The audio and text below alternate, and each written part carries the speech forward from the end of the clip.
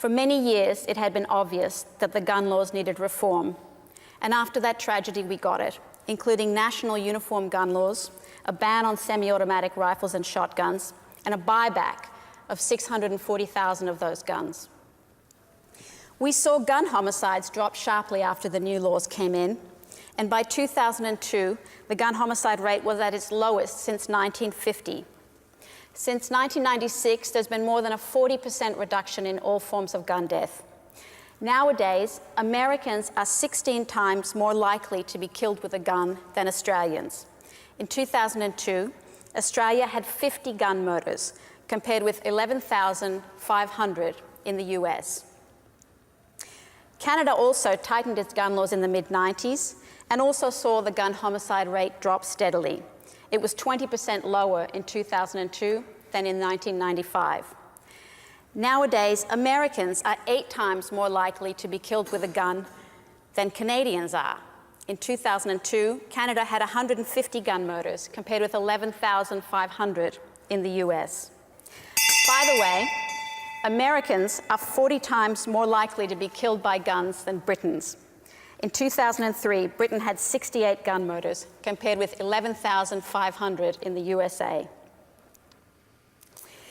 The UN Secretary General Kofi Annan has said, even in societies not beset by civil war, the easy availability of small arms has contributed to violence and political instability, and damaged development prospects and imperiled human security in every way. The member states of the United Nations have agreed on a program of action to reduce small arms. It has some very, very moderate measures. Countries agree that there will be an offence of criminal possession of guns, for example. Thank you very much, Ms. Peters. And now we give the floor to Wayne LaPierre. It's good to be with you. At the outset, let's be clear that neither Ms. Peters nor the United Nations has a monopoly on genuine compassion for the injustice that exists in our world. All of us would wish to end tyranny and atrocity, poverty and disease. For decades, the people of the United States have provided not lip service, but unrivaled levels of aid and assistance to those in need across this planet. Yet, you just heard Ms. Peters, in essence, claim that some of our freedoms cause some of the world's problems. You've heard Ms. Peters call me to take responsibility for and even offer solutions for many of the world's most ancient and complex challenges. Central to her mission is a new, gargantuan global bureaucracy endowed with sweeping controls that Ms. Peters, through the United Nations, intends to impose upon the world, on everyone, on every gun, without exception. I'm here to oppose this baseless initiative on behalf of the freest people in the history of mankind, the people of the United States. I'm here to say I believe in arming the good guys and in disarming the bad guys. And I'm here to rise in opposition to this new face of global socialism that history has exposed time and time again as a colossal failure. I'm not here to impose upon any nation the freedoms we enjoy in the United States. Unlike Ms. Peters, who seeks to impose her failures upon all peoples of all the world, her social experiments in gun registration and confiscation have been monumental failures. Trusting in her flawed logic, good people gave up their guns, only to watch it backfire in record-setting criminal brutality visited upon the formerly free people of Australia, Canada, the United Kingdom here, and other countries. That is a simple, sad fact.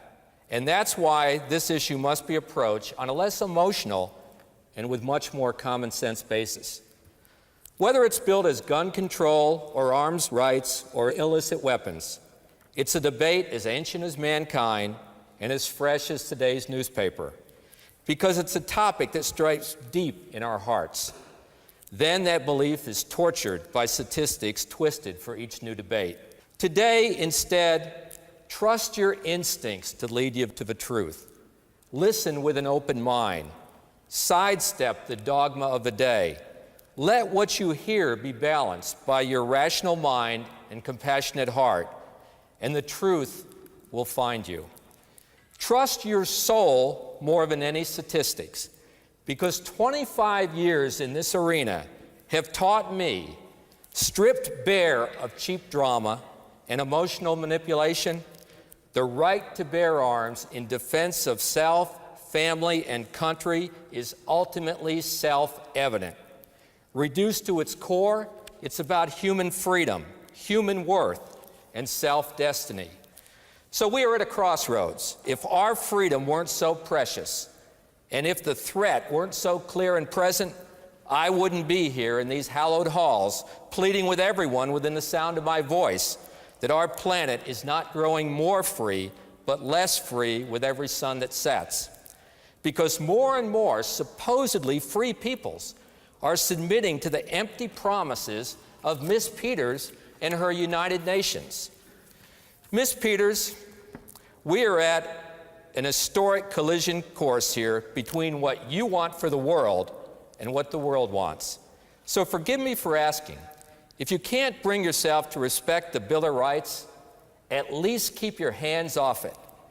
The Bill of Rights is why America is the freest nation in history. That's why I side with the visionaries who founded our nation in the belief that law-abiding people have a right to keep and bear arms. So I say it loud and clear and without apology. I'm all about arming the good guys and disarming the bad guys. Thank you very much.